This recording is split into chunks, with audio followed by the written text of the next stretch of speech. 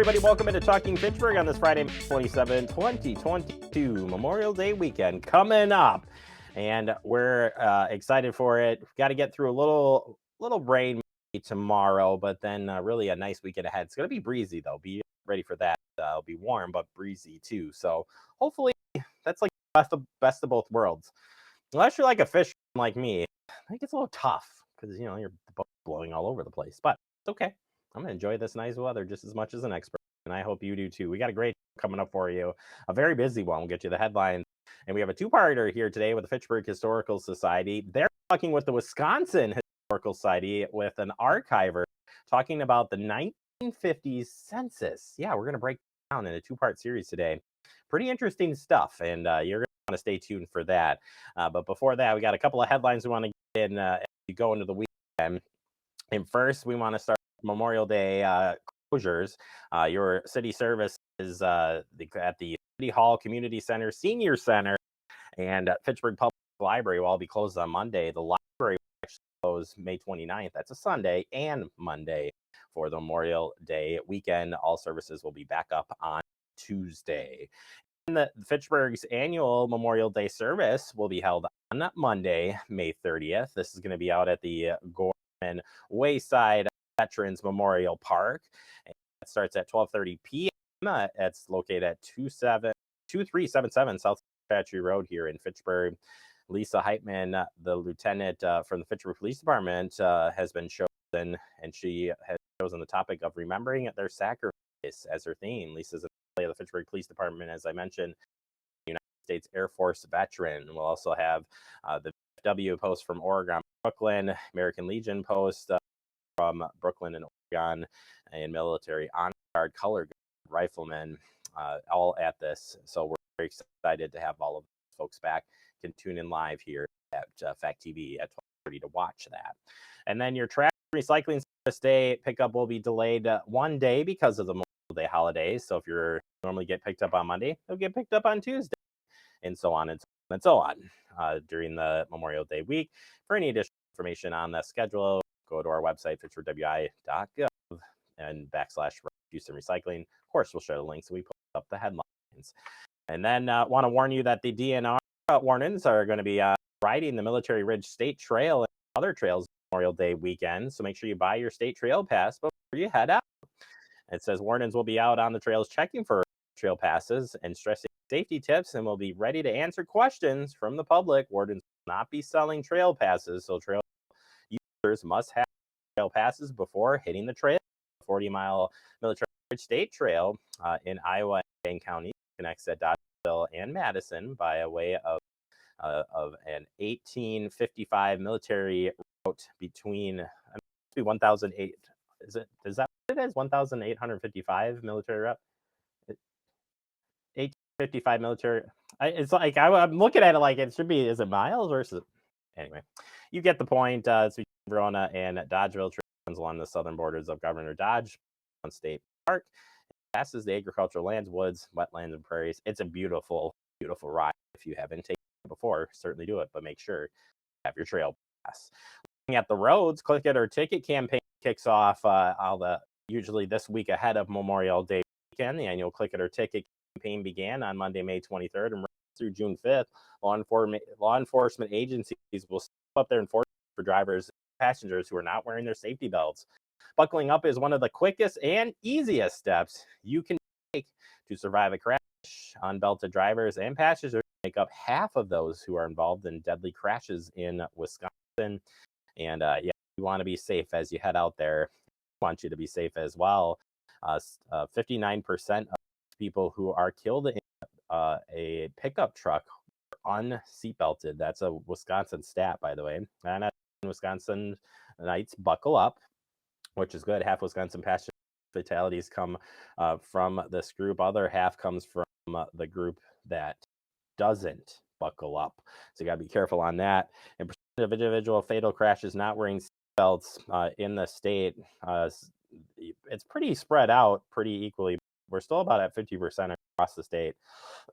Excuse me, for not wearing safety belts. So do your part, wear your seatbelt, keep yourself safe, and We want you to make sure that you stay safe as you're traveling. And speaking of traveling, we want to make sure that not only are you buckling up, but you're also eliminating distractions as you make your travel as well.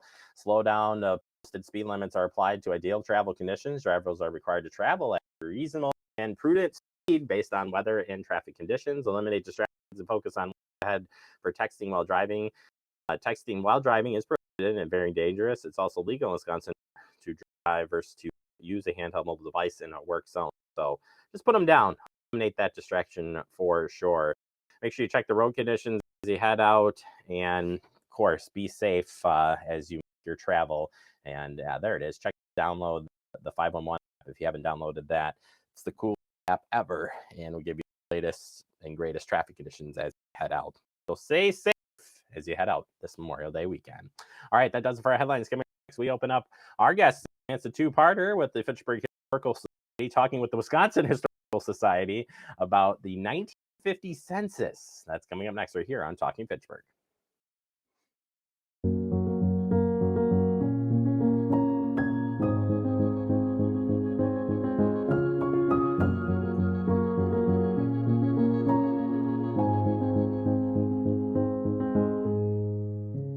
It takes all of us to slow the spread of the coronavirus, so follow guidance from authorities where you live and stay home unless absolutely necessary.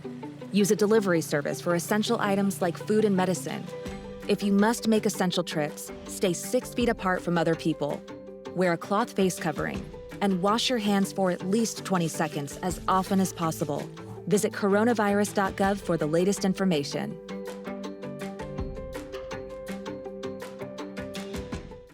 Severe weather can strike anytime, anywhere, but there's a simple way to stay safe. Hey, Jim Cantori here.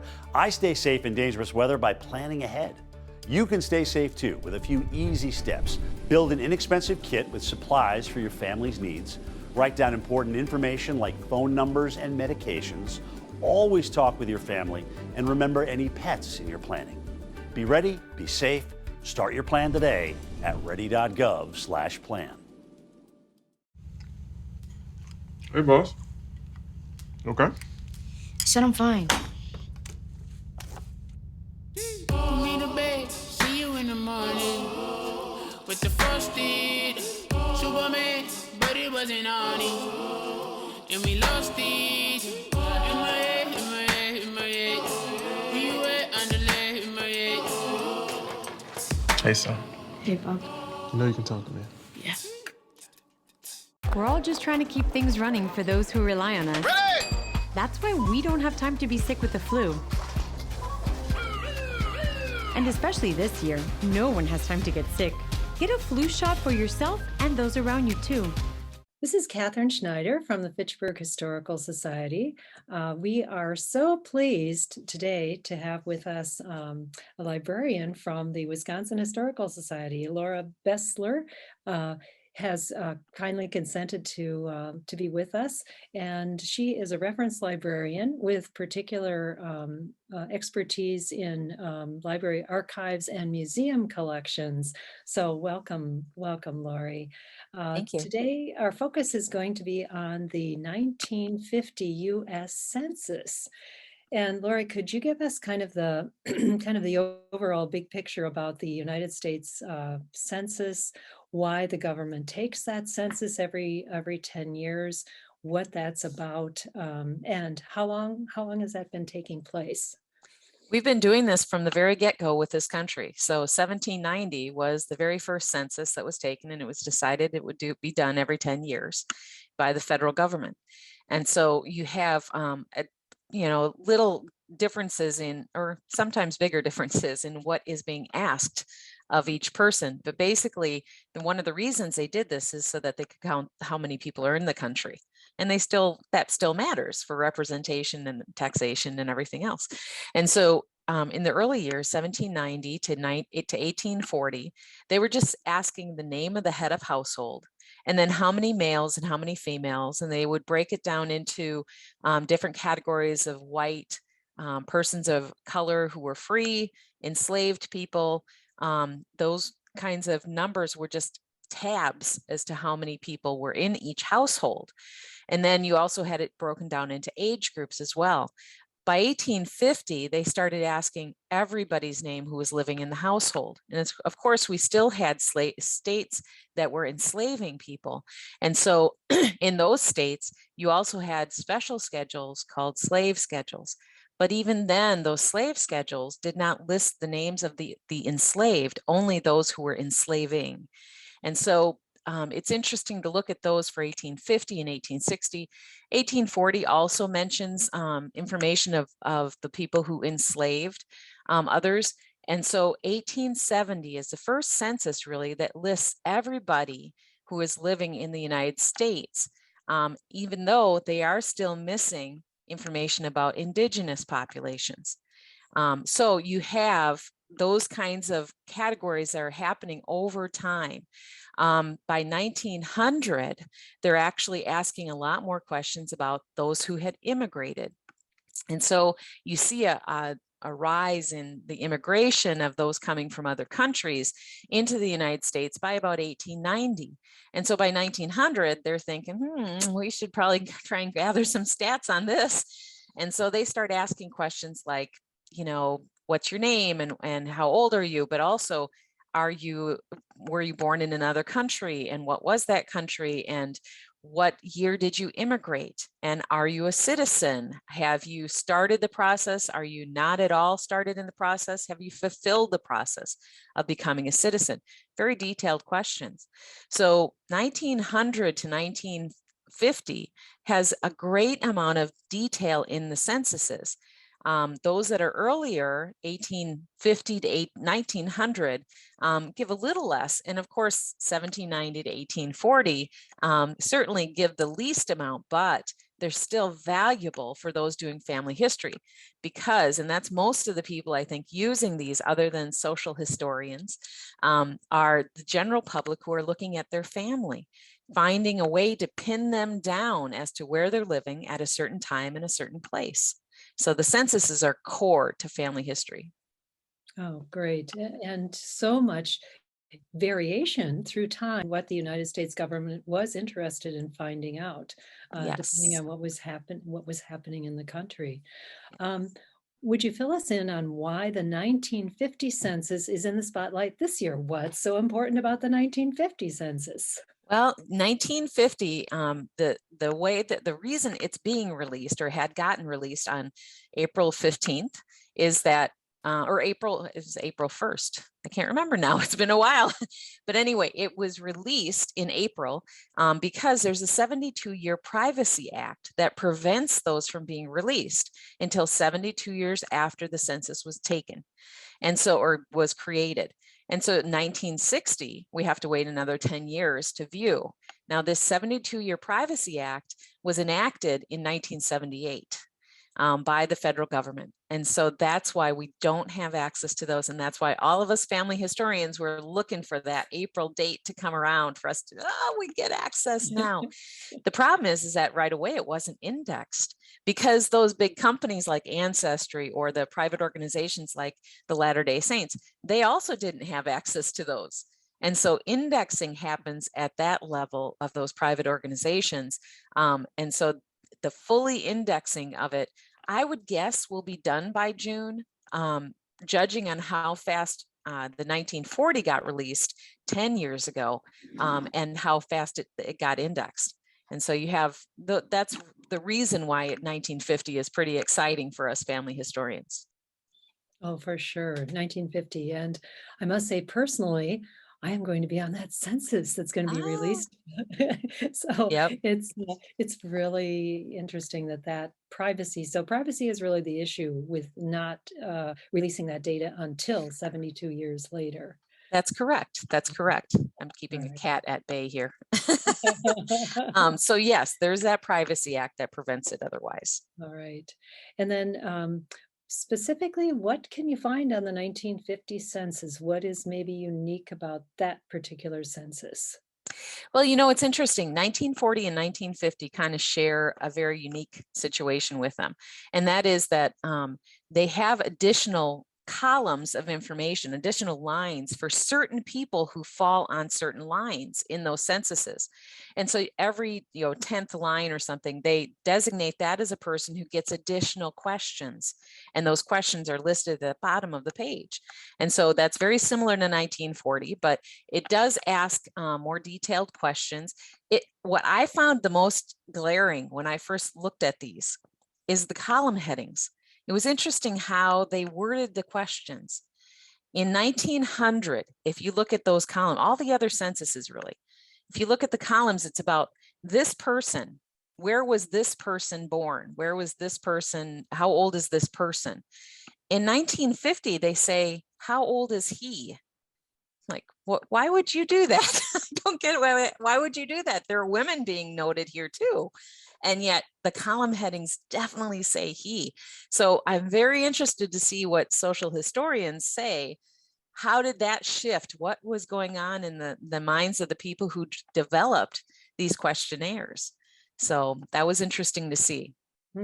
Rather unique aspect Yeah. to the 1950 wording. Oh, definitely. For a lot of people, though, the 1950 means that they can try another source that will help them find those hidden people, those people who have strayed away from the family story. And they were still living by 1950 and they don't know where they ended up. Those daughters who got married in the 40s and we don't know who they married, so we don't know how to find them. They might be people who have strayed away from the family for whatever reason, and yet the 1950 census probably will catch them and have them listed. And so that's why it's so important. It gives us another source closer to our generation that could give us information about those family members. Like finding detective work, finding the missing people. And it is. It's exciting that way. Yeah. Here's a place to do it. A way to Another source. Another source. All right, we're going to take a quick break. We'll have more to come with the Wisconsin Historical Society and the Fitchburg Historical Society here at TF. You could be spreading the coronavirus without realizing you have it. So follow guidance from authorities where you live and do your part. It's important to limit in-person interaction with anyone outside of your immediate household, but phone and video chat are safe ways to connect. It's also important to limit any social gathering. This advice applies to people of any age, including teens and younger adults. Visit coronavirus.gov for the latest information.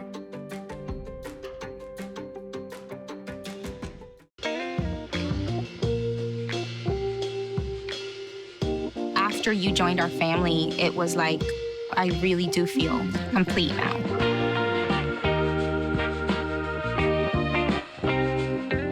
Our hearts are made stronger by how we treat others. Put her there. The light you share can impact those around you, but so can the darkness. Later, twerps. Did Pete saying mean things bother you? So when you reach out to another person, take a moment to consider how they will feel and let your heart be the key to making a difference. Because of you, someone's entire day, year, or even life can change. In every heart, there's hope. Brandon met a girl on a dating app. He finally found the courage to ask her out. No answer. He started to panic. Was he being... Hey, sorry I didn't respond. I was driving. She must be a keeper. We're all just trying to keep things running for those who rely on us. That's why we don't have time to be sick with the flu. We don't have time for delays. Ready! We don't have time for spills. Next. We don't have time for setbacks. Let's be real. Getting the flu shot helps you fight the flu. Get a flu shot for yourself and those around you too. Welcome back into Talking Fitchburg. We're going to continue the interview that Catherine from the Fitchburg Historical Society is talking with Lori for the Wisconsin Historical Society about the 1950 census. Let's continue that conversation now. As a reference librarian, so who do you anticipate will be searching through this census and how the census information will be used? So the censuses, I would guess that most of the people going into them will go through either National Archives or archives.gov Ancestry.com has it available to look at for free right now. And Family Search, which is a Latter-day Saints website, also has it available to look at for free. Those two companies, Ancestry and Family Search is not a company, it's a church, but those two are doing most of the indexing. Okay, you do have it on other sites like MyHeritage and I believe maybe Find My Past, but the other two are mostly the ones that people go to. And so being that it's not indexed, a lot of the family historians may be waiting a little bit until that indexing has caught up. I think social historians are also going to be obviously looking at that, but to tell you the truth, a lot of historians are looking at the data that has been put together. And so that's been available for everybody to look at for years. They started putting those reports together right away, and that is available. It's not held by that 72-year Privacy Act. So you really have the local and the family historians looking at these.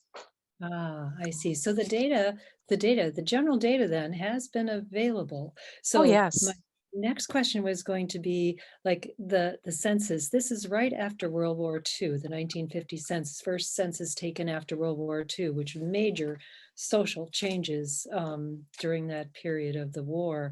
So just wondering if trends like immigration you mentioned earlier, where population shifts were taking place, where were people moving, which states were gaining population, minorities, where they were located, how many people were, evidence of baby boomers, numbers showing up, Right. Can you find these things within the data of the 1950 census, those kinds of types of Yes. information? Yes, I think what's happened is, like I said, the research has been being done since 1950. And so gathering all that data and then putting that into one kind of report by the Census Bureau, and then social historians working with that data. There are lots of resources people can use to find the answers to those specific questions and other social questions. Immigration was coming down a bit. And so at that time, and so you have different patterns that you'll see in history, a lot of still urban or rural residences. The GI Bill was in place, but a lot of people had not actually fulfilled their usage of that yet. And so you still have the data being collected in 1950. You're going to see a lot more data in 1960 to answer those questions about the baby boomers than you will in 1950. Baby boomers are still pretty young. So for that census. Okay. A lot of information on the Census Bureau. So if you went to archives.gov for the National Archives, or if you went to the Census Bureau's website, then there are a lot of nice little articles, not extensive studies, which you can be swimming in for the rest of your life, but they have really good articles out there on sites like that. There are other sites. You have to be careful of course, what sites you're looking at and seeing what information they're providing. But I would go with National Archives as a good place to start. Oh, great, great. That's wonderful to know how the average person can access this information and find out the names specifically of family members, where they lived, what's going on, like a snapshot of your family during this time, the year 1950. You know, it's interesting with Ancestry.com, they have what's called the library edition, and that's available for you to use for free at your local library. I'm sure that the Fitchburg Public Library has access to that as well. Any library in the South Central Library System should give you free access to that. And so that is one place. And then also all of those reports, if you are interested in the social reports that have come out from the government, we have access to those at Wisconsin Historical Society. So there's lots of information to be found in both locations locally. Oh, that's great. Thank you, Lori. And finally, anything else that you'd like to tell us about the census that I might not have asked yet? Oh, they're just so interesting. If you have family who appeared in the census or should be appearing in the census, I think it's worth looking at. One aspect of censuses is that it may not come down through the family oral history who had lived in our households, our family households. You go back far enough and you have laborers living in those households along with the family. You have boarders, you have, neighbors, you have nannies. My father had a nanny that lived in the household. And so it's interesting to look at the data that is, the questions that are asked and what answers they gave. 1930 census, is it 1930? Maybe 1940, asked if the family had a radio. And so you have really interesting questions over each census year. So, and if anyone is interested in family history, how do I get started? What do I do? The censuses are the first place I direct people to. And so if you do have questions about that, we have staff who help people get on the track for genealogy, for that journey. I will tell you, it's hard when you get going, though. You can't say no, you got to keep going then. So there's so much to be found. There's always more, isn't there? Yes. Always more to know. Yes. Well, Lori, and one final question, just what do you enjoy most about your job? Being an archive librarian and museum. I get to go back into 1950, into 1890, into 1820. I get to travel history every day I'm at work. And to help people look and uncover those family stories is just really rewarding. And that's a big part of what I do, is help people find more about their family history. Oh, that's fantastic. Well, Lori, thank you so much for just giving us that peek at the 1950 census and what's going on there, what we can, and then how we can find it and research it ourselves. And knowing, again, thank you for the Wisconsin Historical Society's resources that are available to anyone who has that interest. Yes. So, and I'm just going to remind people about the Fitchburg Historical Society, because we have a website that we'd like to advertise to people, which is the fitchburghistory.org, which is also a searchable area to find resources and information about Fitchburg history. And we also have availability of people doing some research on their family histories there too. So Lori, thank you again so much for being with us today. So You're welcome. Appreciate your time. Not a problem. Take care. Thank you. See on page 4 that the projections need to be blood next Thursday. Seriously? Thursday? Can't do that. This is really inconvenient. I have yoga that day. I have no time for this. So. I can't do Thursday, but I can do Friday. Disasters don't plan ahead. You can. Talk to your loved ones about how you're going to be ready in an emergency.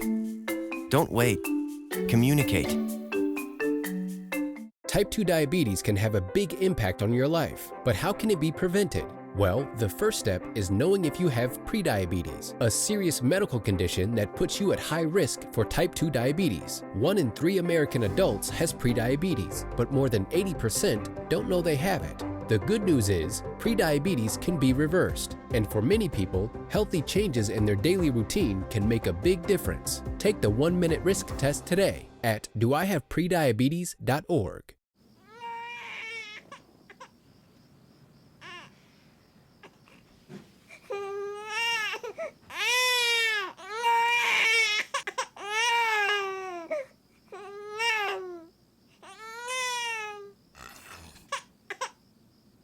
If you love them enough to suck the snot out of their nose at 4 a.m., then surely you'll check nhtsa.gov/the right seat to make sure they're in the right car seat.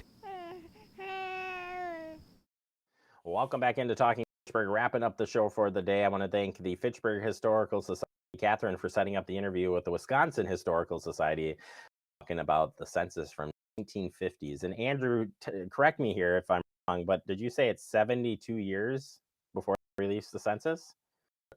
Approximately. So they wait quite a long time before they release it to the general public. And when they release more of the reporting, right? It's not just the numbers. I mean, we get, the questionnaires, things that were related. Sorry, just telling you we're doing that. Good guy. All right, let's go ahead here. We hope you have a safe weekend, and we'll see you back here on Tuesday.